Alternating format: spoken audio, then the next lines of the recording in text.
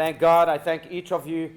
Rabbi Steinsaltz once told me, my dear mentor, who I know wish he could have been here today. Fortunately, as we all know, at CBT he had a stroke 2 years ago, and Hashem sent him a full and speedy recovery. But he once told me that he caught his grandchild playing Lego.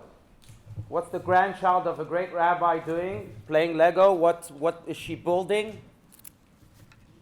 A synagogue, of course. So she built the ark, she built the benches.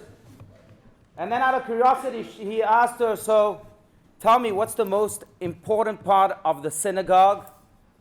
And she looked up at him with great astonishment, and she said to Rabbi, what? You don't know, Saba? The most important part is the people. It's the people that's the most important part. Indeed, you, each of you, are the most important part, and therefore we thank God. But we thank you. You may know the story of this terrible fire that erupted in a home, and many firemen came and tried to save the people, the furniture, everything in the home. No one was successful. So they called all of the fire stations, all of the firemen that they knew, including the local Jewish fire station.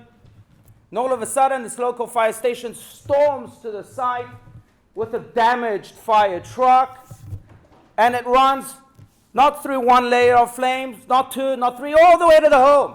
It drives right through. And they came out trying to gasp for some oxygen and help the people around. They were successful miraculously. They came out. Another fireman started asking him, how were you successful? None of us were. What did you do? And those Jewish firemen said, oh, that old truck we have, its brakes don't work.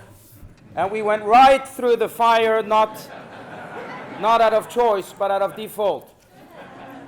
But friends, here at CBT, we go right through the flames of life, not to put out fires, but to turn them on, to turn the fire of our souls, to ensure that every Jew indeed has a place called home.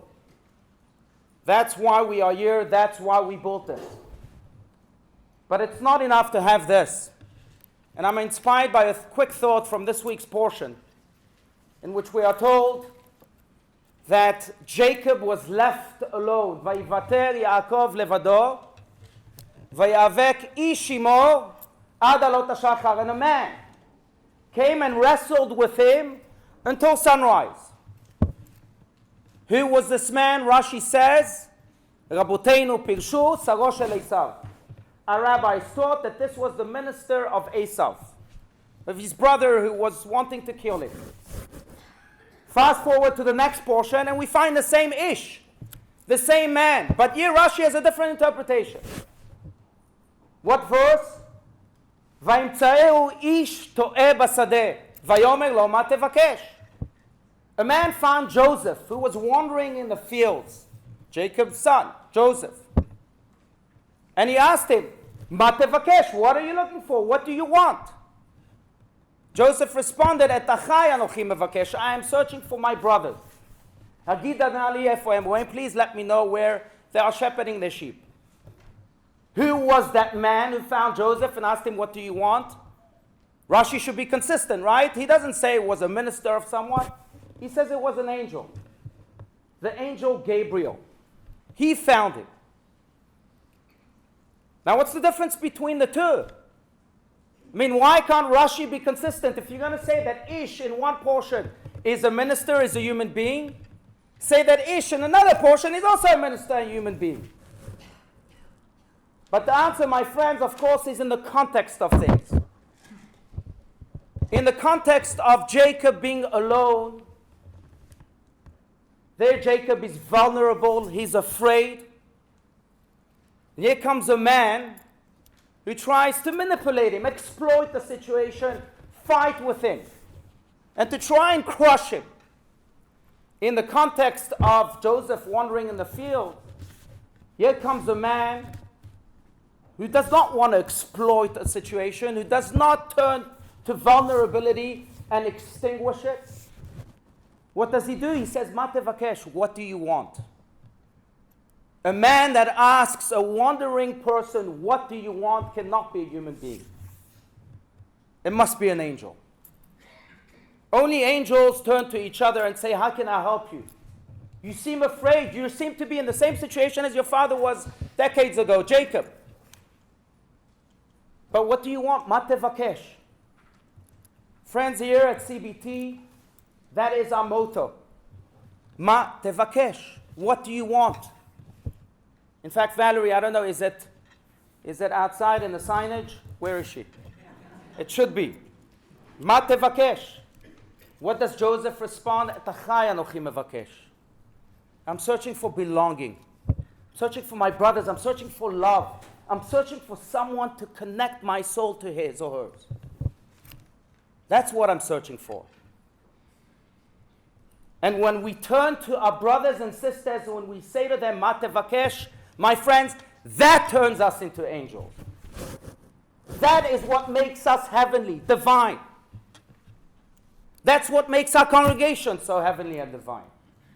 Ma Tevakesh, that's why we created this. Not to create a community of followers, to create a community of leaders who shout out from the mountaintops of Arizona and from the valleys of this desert, Ma Tevakesh, what do you want? How can I help you? I remember that just 2 weeks before Bill Smith, that we mentioned before, passed, he sent me a lovely email in which he opened himself up, almost surgically, as he would do quite often, but this time it was coming from his inner depths. And he told me, Rabbi, you once asked me a question of why is it that I'm so passionate about building this building? I have the answer for you. Do you know why? When I first met you, when I first came to your congregation, I sensed a sense of belonging that I did not feel my entire life. I thought money would give that to me. I thought building buildings would give that to me. I thought being a big shot would give that to me. It did not. And for the first time, I sensed a sense of belonging. And then I said to myself, why should I keep it just for myself? Let's build a building so that everyone can sense the same sense of belonging.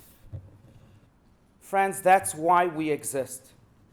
The theme of tonight is be grand, think grand, do grand. Do you know what makes you and I grand? What makes you and I an angel? If we can turn to the world, take the CBT spirit and say, Ma Tevakesh.